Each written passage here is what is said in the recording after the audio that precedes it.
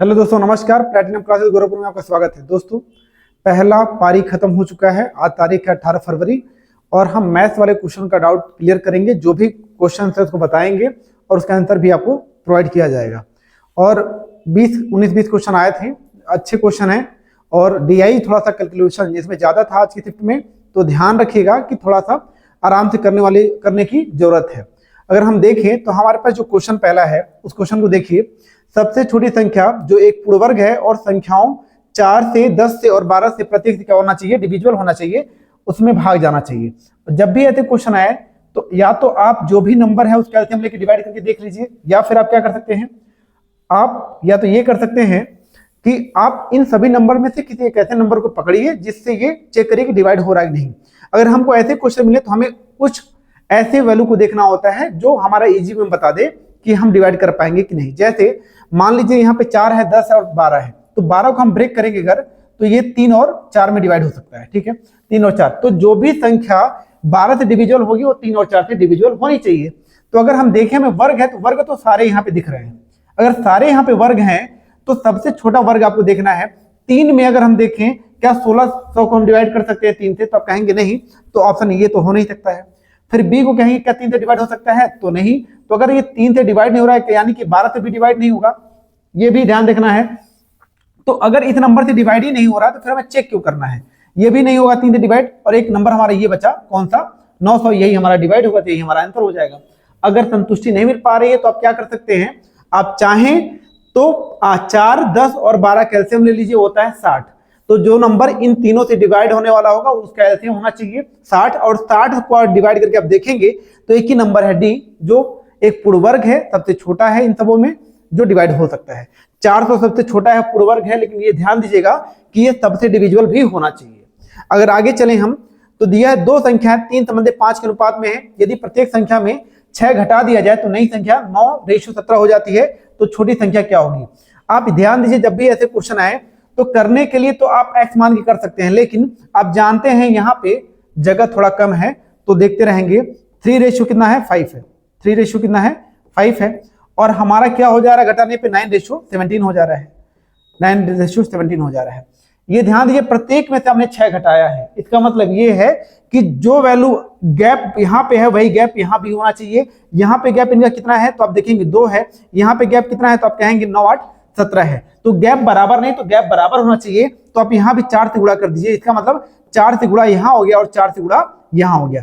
ये वैल्यू कितनी बन गई, तो आप कहेंगे ये वैल्यू बन गई 12 और ये वैल्यू बन गई 20। कितनी बन गई, 20। अब ध्यान रखिए, हमसे कह रहा है 20 से कितना हो गया, ये 17 हो गया। 20 से कितना हो गया, 17। कितना घट गया, आप कहेंगे 3 घट गया। और 3 घटने पे कितना घट गया हमारा, 6 घट गया है। तो 3 घटने में कितना घट गया, 6 घट गया है। तो 1 का मान कितना आ जाएगा, तो 1 का मान आ जाएगा यहाँ पे 2। अगर 1 का मान आगे 2, तो आपसे पूछा है कि छोटी संख्या क्या है, स्मॉलेस्ट नंबर। तो स्मॉलेस्ट नंबर कौन सा इसमें, 12। तो 12 दूना क्या हो जाएगा, 24। यानी कि ऑप्शन नंबर ए हमारा क्या हो जाएगा यहाँ पे राइट आंसर हो जाएगा। ठीक है, आप एक्स मान के भी लगा सकते हैं, लेकिन जरूरत क्या है एक्स मानने की।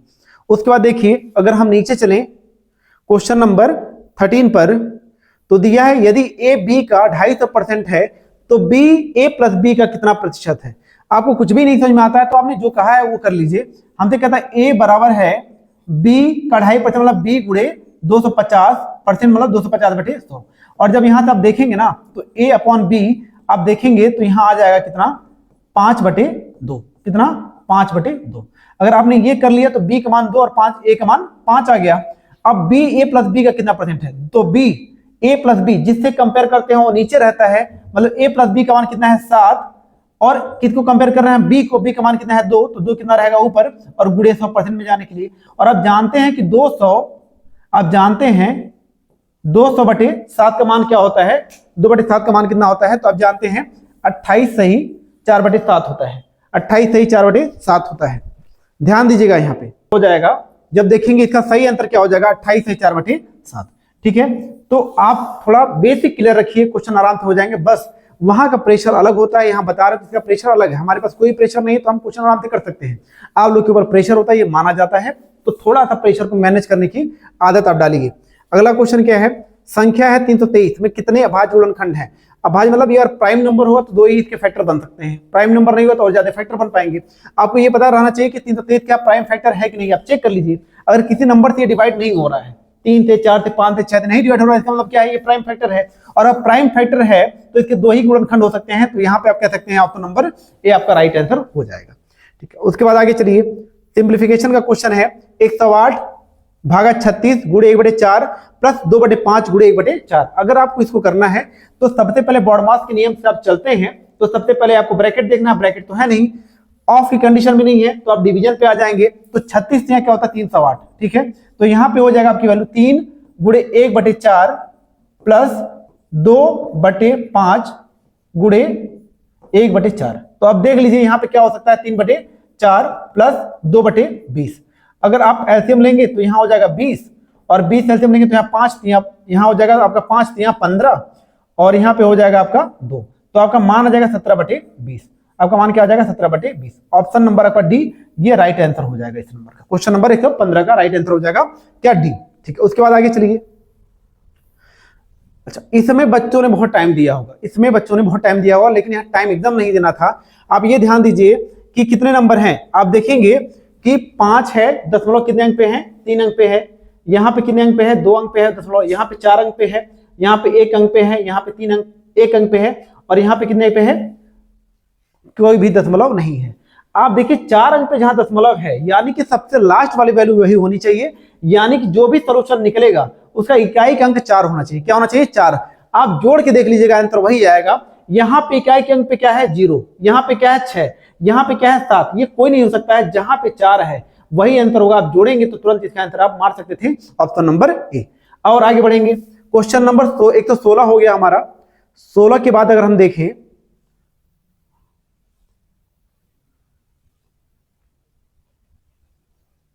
क्वेश्चन नंबर 17 है, एक आदमी एक वस्तु को 25% के लाभ पर बेचता है। यदि उसने इसे 20% कम पर खरीदा होता और 12.60 कम में बेचा होता तो उसे 30% का लाभ होता। तो वस्तु का क्या बताना है आपको, सीपी। जब भी ऐसे क्वेश्चन आया 100 मान के करिए, आराम से लग जाएगा।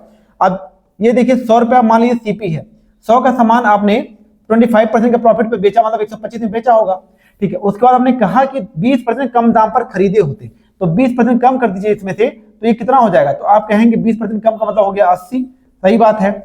और अगर 80 में बेचे होते तो प्रॉफिट कितना हो रहा है, 30% का 30% का, तो अगर आप 30% का प्रॉफिट निकालेंगे तो हो जाएगा कितना, 80 गुणे, आप कह सकते हैं 80 गुणे 130/100, 80 गुणे 130/100, 13 कितना हो गया 104, यहाँ पे आ गया 104। अब ये ध्यान दीजिएगा, आप यहाँ भी बेच रहे हैं, ये भी सेलिंग प्राइस है और ये भी सेलिंग प्राइस है। आपने सेलिंग प्राइस को कितना किया है, कम किया है। क्वेश्चन में कितना आपने कम किया है, तो आप देखेंगे 29 कम किया है, लेकिन आपकी वैल्यू कितनी कम हुई है, तो आप देखेंगे यहाँ पे 12.60 कम हुई है। तो आप यहां से 1 यूनिट का मान निकालिए, अगर 1 यूनिट का मान निकाल लिए तो हो जाएगा 12.60/29, और आपको मान चाहिए कितना 100 का, तो 100 से आप गुणा कर दीजिए। अब क्या करेंगे, 100 से गुणा कर देंगे, तो 1260/29 आप डिवाइड करेंगे तो कितनी बार में चला जाएगा ये, तो यहां पे आप डिवाइड करेंगे तो ये चला जाएगा, ये डिफरेंस देखिएगा, डिफरेंस थोड़ा सा गलत हो गया है, इस डिफरेंस को लेके चलने पे थोड़ी सी एक वैल्यू डिफरेंस में गलत हो गया है। क्या हो गया है, यहाँ पे जब डिफरेंस आप देखेंगे 125 और 104 है, तो यहाँ अंतर आ जाएगा 21 का, कितने का, 21 का।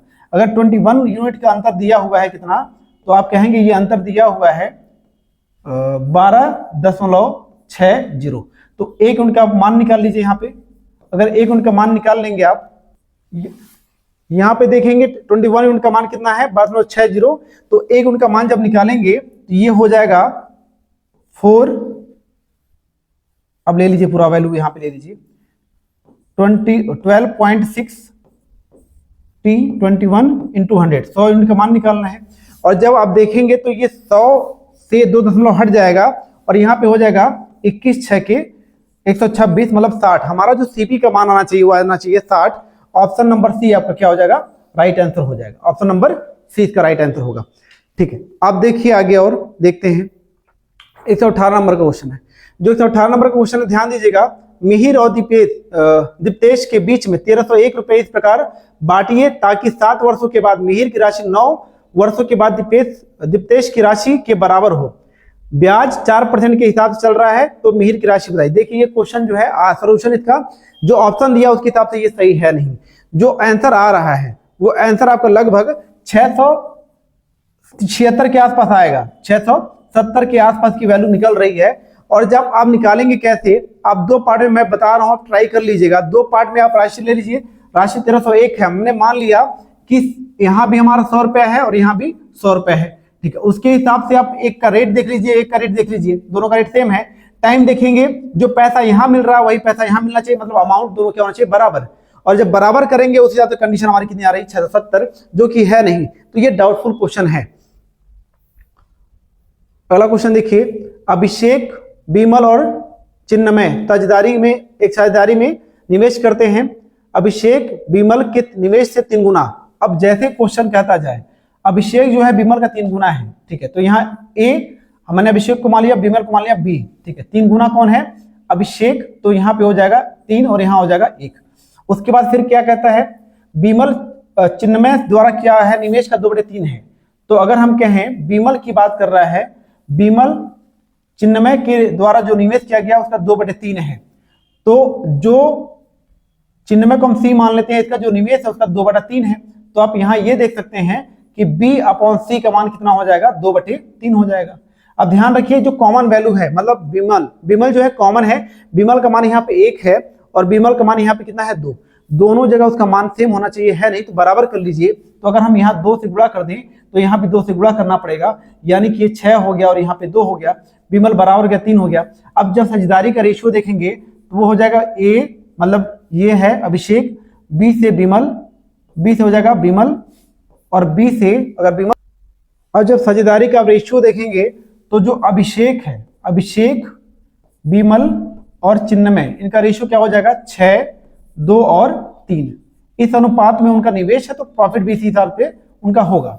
अब देखिए कुल कितना है, 5500 है, तो 6, 3, 9 और 2 11 यहाँ पे निवेश है और उनका 11 यूनिट का मान कितना है, तो आप कह देंगे 5500 के बराबर है। अगर ये 5500 के बराबर है तो 1 यूनिट का मान कितना हो जाएगा, तो आप कहेंगे 1 यूनिट का मान हो जाएगा 500, 1 यूनिट का मान हो जाएगा 500। और आपसे पूछा क्या है, चिन्मय का शेयर कितना है, 1 का मान है 500 और चिन्मय का जो शेयर है वो 3 है, तो 5 कितना हो जाएगा 1500, यानी कि ऑप्शन नंबर क्या हो जाएगा, डी आपका राइट आंसर हो जाएगा, ठीक है। अब आगे चलते हैं, थोड़ा बीच में प्रॉब्लम हो रहा है स्क्रीन में, इस वजह से थोड़ी सी दिक्कतें हो रही हैं, बाकी सॉल्यूशन में कोई दिक्कत नहीं है, वो एकदम सही है। अब यहाँ देखिए, एक लॉन आयत के आकार में है जिसकी भुजाओं का अनुपात है 2:3। लॉन का क्षेत्रफल कितना है, 600 मीटर स्क्वायर है, तो लॉन की चौड़ाई ज्ञात करनी है। देखिए सबसे पहले अगर आप कुछ भी नहीं जानते तो बेसिक जानते होंगे, तो 2x और 3x मान लेंगे, तो लंबाई गुणे चौड़ाई हो जाएगी 3x। अब यहां से हो जाएगा हमारा 6x स्क्वायर, ये हो गया वर्ग, ये हो गया आपका क्षेत्रफल, और 6x स्क्वायर का मान क्षेत्रफल में कितना दिया है, 600 मीटर स्क्वायर दिया है, तो x स्क्वायर का मान कितना हो जाएगा, 100 हो जाएगा, और x का मान यहाँ से कितना आ जाएगा, 10 आ जाएगा। आपसे पूछा है कि चौड़ाई, अच्छा ये समझ लीजिए कि आपको ये नहीं पता चल पा रहा है कि चौड़ाई क्या है, तो अगर हम देखें तो हम तो लंबाई गुणे चौड़ाई लिख चलते हैं, हम तो लिख चलते हैं लंबाई गुणे चौड़ाई। तो अगर हम कहें कि चौड़ाई का 2 में गुणा करेंगे, चौड़ाई के 3 में गुणा करेंगे, कितना हो जाएगा 30। ऑप्शन में कहीं 30 नहीं है, तो उसके साथ में क्या है 2, तो हम क्या कह सकते हैं 10 दूना 20, तो आप डी मार सकते हैं, ठीक है, ये आपका आंसर हो जाएगा।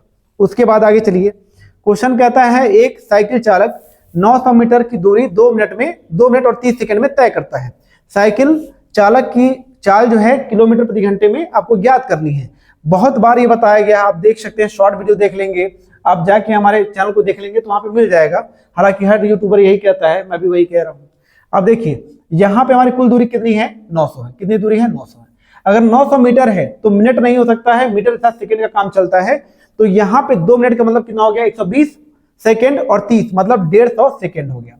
और ये मीटर पर सेकंड, इसको हमें बदलना किलोमीटर प्रति घंटे में, तो 18/5 कर दीजिए। अब यहाँ से अब जब डिवाइड करेंगे 0 कैंसिल आउट हो गया, 15 6 की 90 हो गया, और यहाँ 5 3 15, और यहाँ पे कितना 5 3 15, और यहाँ पे हो गया आपका 5 6 की 30, तो यहाँ हो जाएगा 6 36 और 6 18 18 3 21, यानी कि 21.6 किलोमीटर पर आवर हमारी स्पीड होगा। ऑप्शन नंबर डी हमारा यहाँ पे राइट आंसर हो जाएगा। ठीक, उसके बाद आगे चलिए, हमसे कहता है 3 संख्याओं में दूसरी संख्या पहली से दोगुनी है। 3 संख्याएं हैं, ध्यान रखिएगा। 3 नंबर आप पहले बना लीजिए, 3 नंबर यहाँ पे आप बना लीजिए। और तीनों नंबर में खासियत क्या है, वो कहता है तीनों संख्याओं में जो दूसरी संख्या है ना वो पहली की दोगुनी है। तो अगर हम ये कह दें और तीसरे की तुगुनी है तो 2 गुना है 3 गुना है, तो 2 और 3 का एलसीएम ले लिए 6। तो उसको मान लीजिए बीच वाली नंबर जिसे कंपेयर कर रहा है उसको 6 मान लीजिए। अगर ये 6 हो गया तो पहली संख्या दूसरी संख्या जो पहली की दोगुनी है तो पहला कितना हो जाएगा 3, तभी तो ये 6 दोगुना होगा। और फिर क्या कहता है और तीसरे से 3 गुना है, तो यहाँ हम क्या कर देंगे 3 कर देंगे। बात क्लियर हो गई। यहाँ पे 3, 6 और 2 का हमारा रेशियो आ गया। और फिर आपसे क्या कहता है, ये तीनों संख्याओं का औसत कितना है 66 है। संख्याओं का औसत 66 है तो तीनों का आप जोड़ेंगे तो सम आएगा 6 3 9 2 11 आएगा। और अगर इसका सम देखेंगे तो 66 गुणे 3 करना पड़ेगा, क्योंकि औसत है। जितनी संख्याओं की औसत की बात कर रहा हूं उससे गुणा करते सम आ जाता है। तो 11 छके 66 और यहाँ हो गया 6 तियां 18, यानी कि हमारा 18 हो गया 1 यूनिट का मान। आपसे पूछा सबसे छोटी संख्या है 2, तो 18 दूना क्या हो गया 36। ऑप्शन हमारा आ जाएगा बी। ठीक है, ये इसका ऑप्शन हमारा हो जाएगा बी। क्लियर है, तो ये क्वेश्चन हो गया। फिर आप देखिए, मोहन और श्याम 800 रुपए के लिए एक काम करते हैं। मोहन अकेले इसे 6 दिनों में पूरा कर सकता है, श्याम जबकि 8 दिनों में पूरा कर सकता है। रमेश की मदद से वह 3 दिनों में पूरा कर सकते हैं। तो श्याम का हिस्सा कौन कौन है पहले ये देखिए। हमारे पास मोहन है और मोहन के साथ कौन है, श्याम है। मोहन के साथ क्या क्या है, श्याम है। और उसके बाद क्या है, ये तीनों किसकी मदद से करते हैं, रमेश की मदद से। ठीक है, यानी कि मोहन भी है, श्याम भी है, श्याम भी और रमेश भी है। ठीक है, ये तीनों बंदे यहाँ पे हैं। अगर ये तीनों बंदे यहाँ पे हैं तो ध्यान रखिएगा, तो यहाँ पे तीनों के मोहन हो गया और श्याम हो गया और रमेश हो गया। अगर हम मोहन की बात करें तो मोहन कितना समय ले रहा है, 6 दिन का समय ले रहा है। और अगर हम श्याम की बात करें वो 8 दिन का समय ले रहा है। और तीनों मिल के कर रहे हैं क्या, 3 दिन में कर दे रहे हैं। तो तीनों का एलसीएम ले लीजिए, वही टोटल वर्क होता है। एलसीएम कितना हो गया 24। और यहाँ से देखेंगे ये हो जाएगा 4, यहाँ पे हो जाएगा 3 वर्क पर डे, और यहाँ पे कितना हो जाएगा 3 8 24। तीनों मिली काम कितने दिन में कर रहे हैं, 1 दिन में 8 काम कर रहे हैं। क्षमता के हिसाब से पैसे डिवाइड किए जाते हैं। ये तीनों का काम कितना है 8, और 8 काम के लिए कितने पैसे मिल रहे हैं 800। अगर 8 काम के लिए 800 रुपए मिल रहे हैं तो एक काम के लिए कितना मिलेगा, तो आप कहेंगे एक काम के लिए मिलेगा हमें 100 रुपए मिलेगा। एक काम के लिए 100 रुपए मिलेगा। अगर एक काम के लिए 100, तो हमसे किसका शेयर पूछा है, श्याम का। और श्याम कितना काम कर रहा है, 3 काम। अगर एक काम को 100 रुपए है तो 3 काम का कितना हो जाएगा, तो आप कहेंगे 300 रुपए। ऑप्शन नंबर डी आपका राइट आंसर यहाँ पे हो जाएगा। उसके बाद बात करते हैं क्वेश्चन नंबर 125। हमसे पूछा है 15 24 है, 15 20 25 135 के बीच कितने पद हैं। ठीक है, ध्यान दीजिए, जब पदों की संख्या की बात करते हैं तो हमारे पास फॉर्मूला होता है L = A + N - 1 × D। ठीक है, तो लास्ट वाला पद कितना है आपका 135। ठीक है, और इक्वल टू पहला पद आपका क्या है 15 प्लस नंबर ऑफ पद हमें नहीं पता है, टर्म नहीं पता है, -1। और डिफरेंस कितना है, तो आप डिफरेंस देखेंगे हर में कितना है 5 का, तो 5 यहाँ डिफरेंस रख देंगे। अब 15 इधर आएगा तो 120 हो गया। अगर ये 120 हो गया तो प्लस क्या हो जाएगा, इक्वल टू हो जाएगा यहाँ पे, इक्वल टू 5n - 5। तो यहां से ये इधर आएगा तो 125 और 5n बराबर से हो गया 125। तो n बराबर से कितना हो जाएगा, तो आप कहेंगे 25 हो गया। n का मान आ गया 25। ऑप्शन में 25 है, आप 25 देखते ही मार सकते हैं। लेकिन ध्यान रखिएगा कुल कितने पद हैं उसने नहीं पूछा है, उसने पूछा है 15 से 135 के बीच में कितने पद हैं। तो कुल पद हैं 25, लेकिन पहला और लास्ट पद को हटा देंगे तो कितने हो जाएंगे 23। तो ऑप्शन नंबर बी आपका राइट आंसर होगा। बहुत बच्चे ने यहाँ गलती करी होगी और 25 उन्होंने मारा होगा। उसके बाद आगे आइए,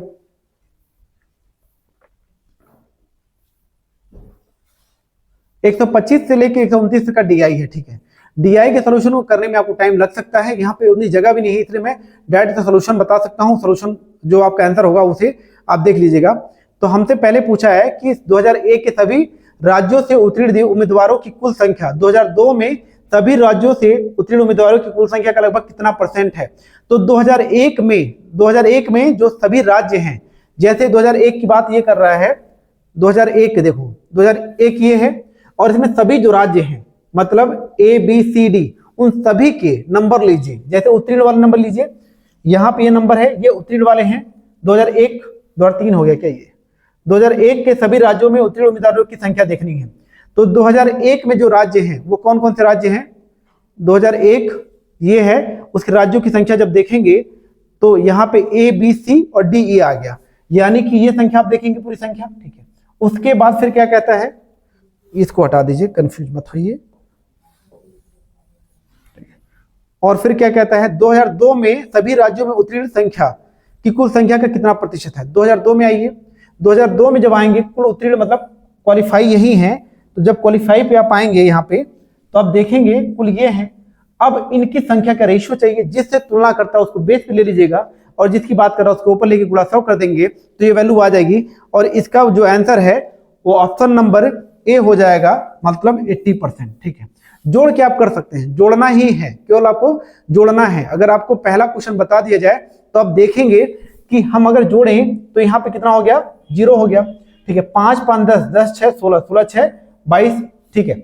उसके बाद 2 कैरी हो गया तो 7 2 9 9 8 17 17 और 7 कितना हो गया आपका 24 24 और 8 32 और 32 10 42 और 1 41, यानी कि हो गया ये 2120।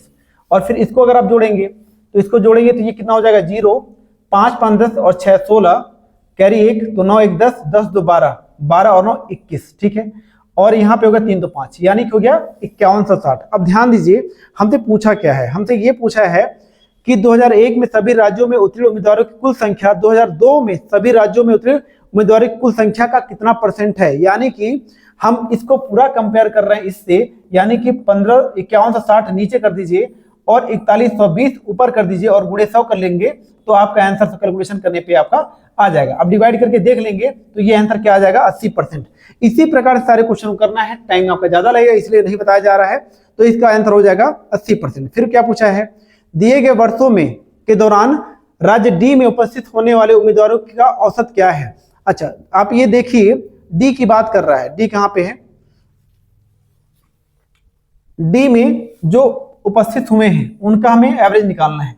तो आप क्या कर सकते हैं, यहाँ पे आप जानते हैं राशियों का योग अपन उनकी संख्या होता है, तो राशियों का योग अपन उनकी संख्या होता है, तो सभी को आप ऐड करेंगे और उतने नंबर से डिवाइड करेंगे तभी आपका आंसर आ जाएगा। या फिर अगर आप थोड़ा सा बेसिक क्लियर है आपको और समझ में आती है चीजें तो आप ये काम ये कर सकते हैं, देखो 8600 है, 1000 है, 9800 है, 1210 है, डी है ना, हमें क्या देखना है, दिए गए डी में उपस्थित होने वाले उम्मीदवारों के औसत, उपस्थित ये है, ठीक है। डी में जो उपस्थित हैं ये कौन कौन से हैं, 8600, फिर हैं 9800 और आपका 8900, और यहां भी है डी तो यहां पे 8000 और यहां पे 9600, ठीक है। ये 5 वैल्यू है। अगर आपको ये समझाया जाए कि इन सभी पांचों को आपको जोड़ना है और उसको जोड़ के जितना आपका आएगा डिवाइड बाई 5 कर दीजिएगा तो आंसर आ जाएगा।